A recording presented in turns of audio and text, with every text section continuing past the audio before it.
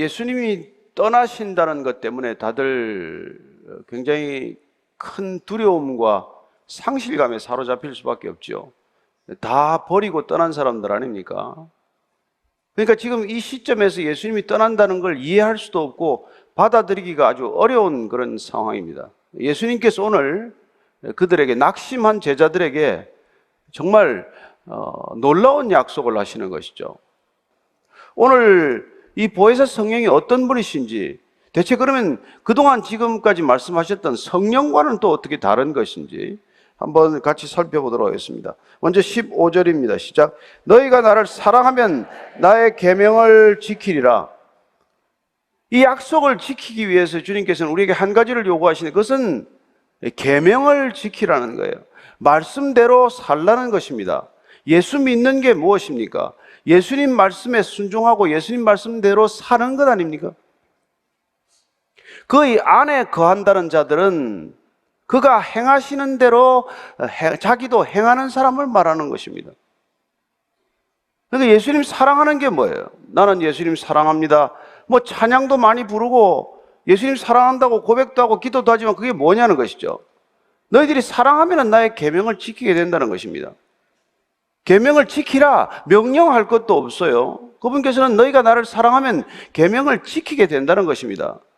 여러분, 둘이 사랑하는 사람끼리 약속하면, 사랑하면 그 약속은 지키는 게 뭐가 어렵겠어요?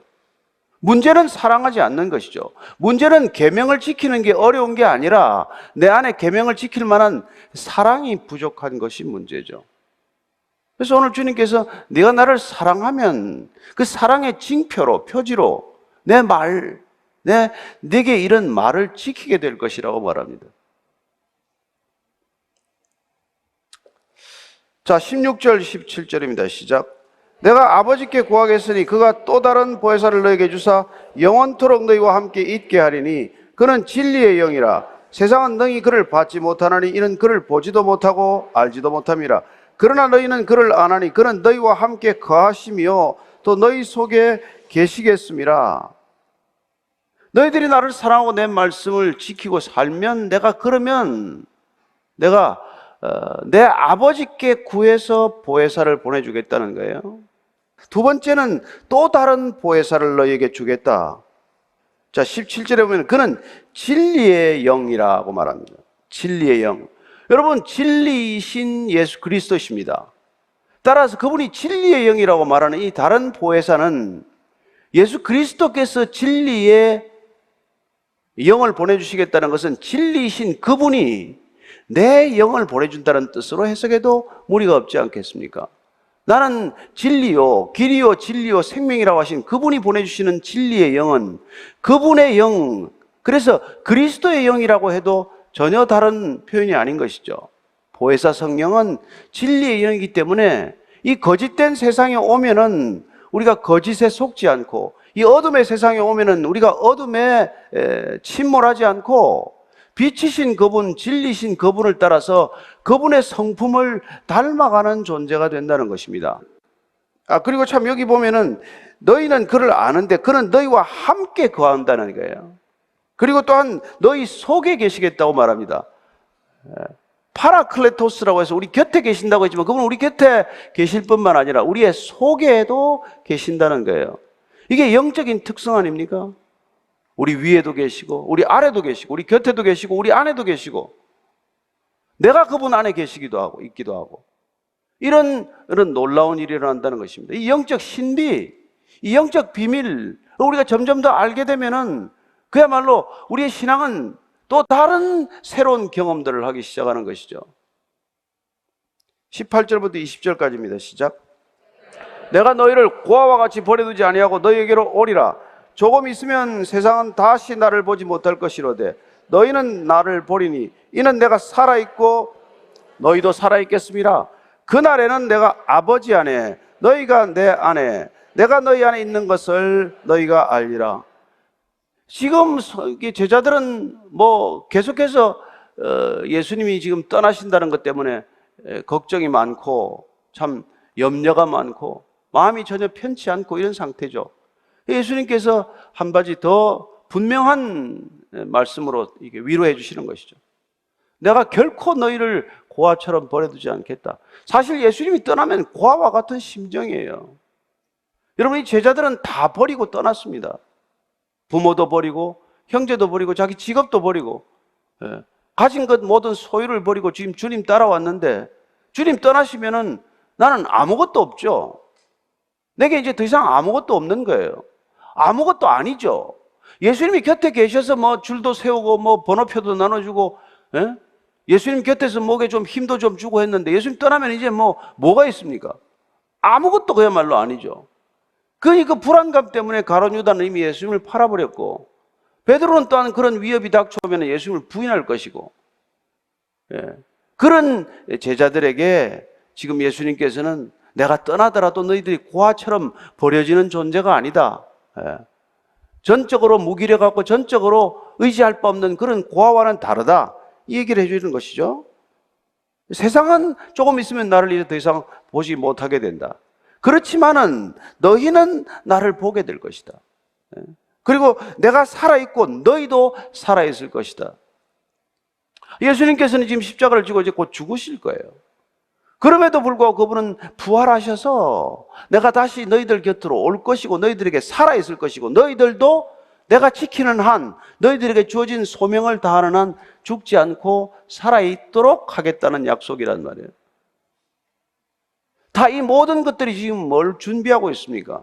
십자가와 부활과 성령 강림, 이 모든 것들이 지금 예수님의 말씀 속에서 다 준비되고 있다는 것을 알 수 있죠. 따라서 지금 그날에는 이걸 무슨 최후의 마지막 심판날로도 표현하는 경우가 많지만, 그러나 지금 그날에 예수님께서 다시 오시는 날, 또한 예수님께서 보혜사를 보내주시는 날, 그날에는 내가 아버지 안에, 너희가 내 안에 있고 내가 너희 안에 있는 것을 알게 된다. 보이지 않는 영이 오셨는데 그 사건 하나로 인해서 우리는 예수님이 우리 안에 계신다는 것, 내가 예수님 안에 있다는 것, 이런 놀라운 화합과 일치, 연합과 일치, 그리고 서로 안에 거한다는 이런 신비한 상호 내주, 내가 그분 안에, 그분이 내 안에 있는 있을 수 없는 일이 일어나는 것, 이것이야말로 여러분 우리가 신앙하면서 가장 놀라운 기적 아닙니까? 우리가 사랑이 낳는 기적, 놀라운 사랑의 기적, 그건 하나가 되는 기적이에요. 여러분, 사랑만이 하나 되게 하는 것 아닙니까? 우리는 권력이 하나 되는 걸 익숙하게 봐오죠. 군대도 훈련시키고 폭력으로 조직을 다스리면 정말 일사불란하게 움직이는 것을 경험하지만, 그러나 그것이 진정한 하나됨이고 진정한 연합이라고 말하지 않습니다. 우리는 서로 사랑할 때, 온전히 사랑할 때, 순전한 자발성으로 그분을 사랑할 때, 그때 우리는 하나가 되는 것을 경험하는 것이고, 그런 진정한 하나됨을 위해서 예수님께서는 지금 보혜사를 보내주실 텐데, 그분이 오시면은 놀랍게도 내가 아버지 안에 있는 것처럼 너희도 내 안에 있게 될 것이고, 내 안에 있게 되면 너희가 내 아버지 안에 있는 것과 마찬가지다. 그리하여 성부, 성자, 성령 세 분 삼위일체가 한 하나님이듯이 우리도 또한 그분 안에서 하나가 됨으로써 예수 믿는 사람들도 놀라운 연합과 일치를 경험할 것이다. 그게 교회라는 것이죠. 교회는 그렇게 탄생한다는 것입니다. 그 교회를 위해서 예수님께서는 지금 이 모든 정지 작업을 하고 계신 것이죠. 자, 21절 말씀입니다. 시작. 나의 계명을 지키는 자라야 나를 사랑하는 자니 나를 사랑하는 자는 내 아버지께 사랑을 받을 것이요 나도 그를 사랑하여 그에게 나를 나타내리라. 다시 반복해서 강조하시는 것입니다. 이 모든 일이 일어나려면 내가 계명을 지켜야 한다. 계명을 지킬 수 있을 만큼 내가 나를 사랑해야 한다. 내가 너를 사랑한 것처럼 너도 나를 사랑하는 자가 되면, 그러면 내 아버지께서 보혜사 성령을 보내주시는데 전혀 갈등과 어려움이 없을 거라는 것이죠. 여러분, 하나님 사랑받으려고 애쓸 거 하나도 없다는 말씀이에요. 예수님 사랑하는 것으로 충분하다는 것입니다. 우리가 예수님을 사랑하면 아버지는 내가 내 아들을 사랑하는구나, 그것으로 족하다는 거예요. 여러분, 자녀들 키워보지만 우리 자녀를 사랑하는 사람 우리가 얼마나 좋아하게 됩니까? 우리 자녀를 사랑하면은 나를 사랑해 주는 것보다 더 감사하잖아요. 안 그렇습니까? 내 자녀가 사랑받으면은 내가 그분한테 받는 것보다도 훨씬 더 큰 기쁨을 맛보잖아요. 그래서 우리가 예수님을 사랑하면 하나님이 기뻐서 어쩔 줄을 모른다는 것이죠. 예수님 말씀이에요. 자, 또 다른 질문을 예수님이 받습니다. 22절에서 24절이에요. 시작. 가룟인 아닌 유다가 이르되 주여 어찌하여 자기를 우리에게는 나타내시고 세상에는 아니하려 하시나이까? 예수께서 대답하여 이르시되 사람이 나를 사랑하면 내 말을 지키리니 내 아버지께서 그를 사랑하실 것이요 우리가 그에게 가서 거처를 그와 함께하리라. 나를 사랑하지 아니하는 자는 내 말을 지키지 아니하나니 너희가 듣는 말은 내 말이 아니요 나를 보내신 아버지의 말씀이니라. 예, 가룟 유다 말고 또 다른 유다 또 하나 있죠. 그 유다가 예수님께 또 질문합니다. 왜 예수님 이렇게 답답하게 우리에만 나타내십니까? 좀 단번에 온 세상에 나타내시면 얼마나 일이 수월합니까? 무엇 때문에 이 극소수인 우리 몇 사람에게 이걸 나타내시고 대다수 사람들이 알게 하지 않습니까? 동생들, 예수님 동생들도 이런 얘기 하지 않았어요? 예수님 좀 이제는 형님 좀 예루살렘에 올라가서 좀 사람들한테 좀 알리세요. 이 시골 바닥에서 이러지 말고. 그러나 그걸 불신이라고 말합니다.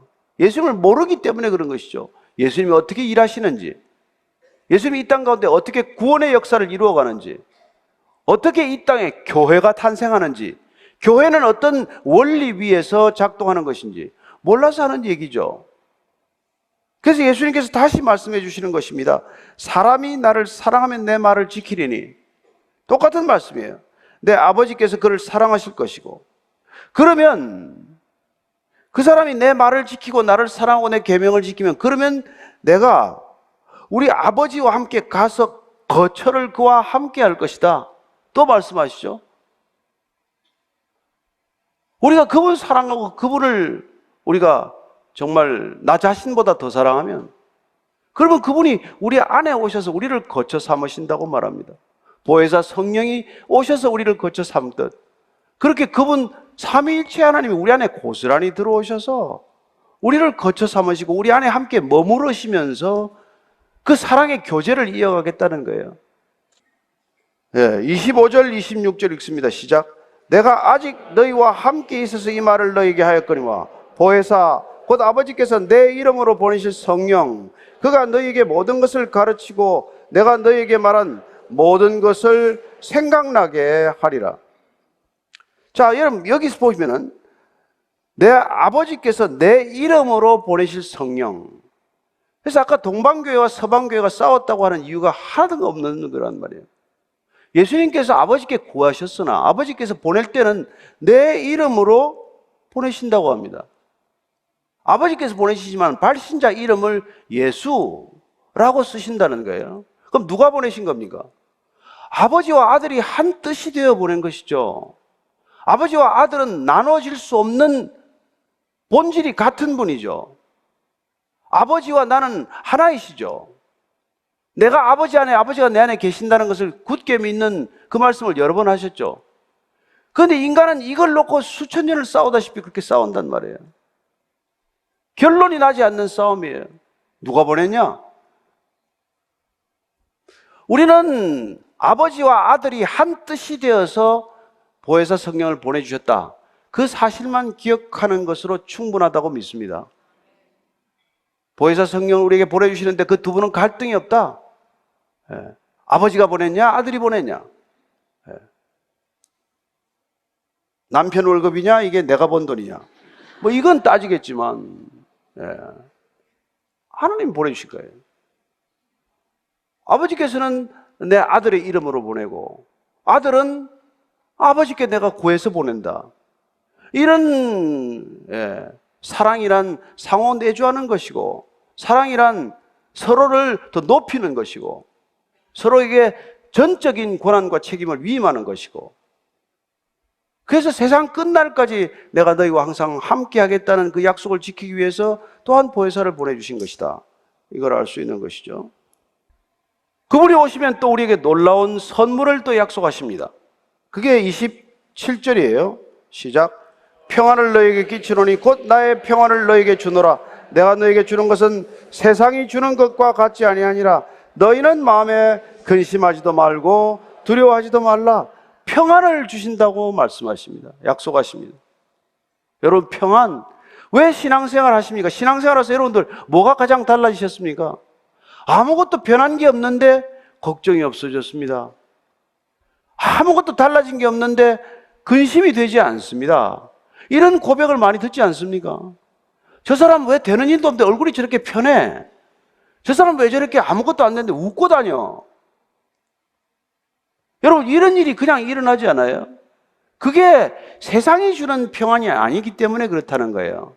세상의 평안은 편안의 다른 이름이에요. 좀 편해지면 평안하다고 착각하는 것입니다. 그러나 몸이 편하다고 마음이 평안합니까? 아니잖아요. 그러나 여러분들이 이 의자가 불편하지만 얼마나 평안하세요? 이 한국 교회 중에서 가장 불편한 의자, 가장 싸구려 의자에 앉아있지만 마음은 천국 마음을 누리는 거 아닙니까? 다 아멘 한 줄로 믿습니다. 이게 평안이란 말이에요. 평안은 외적인 조건에 휘둘리지 않는 것, 상황에 따라서 변치 않는 것, 불변의 안정감이란 말이에요. 그건 마치 어린아이가 아무것도 없지만 어머니 품에 안겨서 정말 젖을 먹고 있을 때 느끼는 그런 거란 말이에요. 천만인이 나를 둘러치려 하려도 나는 오히려 안온하다, 평안하다. 이런 샬롬이 저와 여러분에게 주어진 선물인 줄로 믿습니다. 이 세상은 갈수록 불안하겠지만, 그야말로 뭐 기후변화니 무슨 내년에는 더 더울 거라는지 하나도 우리에게는 좋은 소식이 안 들리지만, 그러나 이런 것들은 단 하나도 우리를 평안케 하는 것들이 없지만, 이런 것들에 내둘리지 않고 휘둘리지 않고 우리의 중심은 정말 젖된 아이처럼 고요할 줄로 믿습니다. 이 평안, 이 샬롬, 이걸 위해서 주님께서 오셨고, 그리고 그분께서 부활하셔서 두려움에 사로잡혀 있는 제자들에게도 가장 먼저 말씀하신 것이 이 샬롬, 평안 아닙니까? 그래서 요한복음 20장 21절 22절입니다. 시작. 예수께서 또 이르시되 너에게 평강이 있을지어다. 아버지께서 나를 보내신 것 같이 나도 너희를 보내노라. 이 말씀을 하시고 그들을 향하사 숨을 내쉬며 이르시되 성령을 받으라. 평강과 성령이 연이어 있다는 것에 주목하십시오. 그분께서는 샬롬을 위해서 또한 성령을 보내주시는 것입니다. 성령이 우리 안에 거하시면 그분이 우리 안에 계신 구체적인 증거가 뭡니까? 우리가 이런 평안을 누리게 된다는 것이에요. 그래서 정말 모든 상황은 불안할 수밖에 없는데, 모든 조건은 걱정할 수밖에 없는데 그러지 않는다는 거예요. 그래서 여러분들 얼굴이 남달라지는 거예요. 그죠? 뭘 안 발랐는데 물광 피부가 된다는 겁니다. 그래서 이게 정말 놀라운, 그러니까 너희들은 근심하지도 말고 두려워하지도 말라. 여러분, 우리가 이 세상 살면서 근심 안 하고 두려워하지 않으면 이긴 것 아닙니까? 이 세상을 이긴 것 아니에요? 어떻게 해야 세상을 이깁니까? 돈을 더 벌어야 이깁니까? 권력을 더 쥐어야 이기는 겁니까? 세상은 다 그 패러다임에 다 침몰되어 있는 것이죠. 그러다가 단 한 번도 진정한 평강을 누리지 못하고 인생 끝나는 것 아닙니까? 그러나 여러분들이 어떤 나이건 어떤 직업이건 어떤 성별이건 그분의 샬롬이 우리 안에 거하는 것을 경험하면 우리는 이미 넉넉히 세상을 이기고 사는 줄로 믿습니다. 자, 28절입니다. 시작. 내가 갔다가 너희에게로 온다 하는 말을 너희가 들었나니 나를 사랑하였더라면 내가 아버지께로 감을 기뻐하였으리라. 아버지는 나보다 크심이니라. 내가 갔다가 온다. 갔다는 건 죽는다는 것이죠. 십자가에 죽으실 것입니다. 그러나 그분은 부활하셔서 다시 오실 것입니다. 이제 이 말을 너희가 들었기 때문에 나를 사랑한다면 이 십자가와 부활을 통해서 너희들에게 보혜사 성령이 주어진다는 사실을 알기만 한다면 내가 가는 걸 너희들이 오히려 기뻐할 것이다.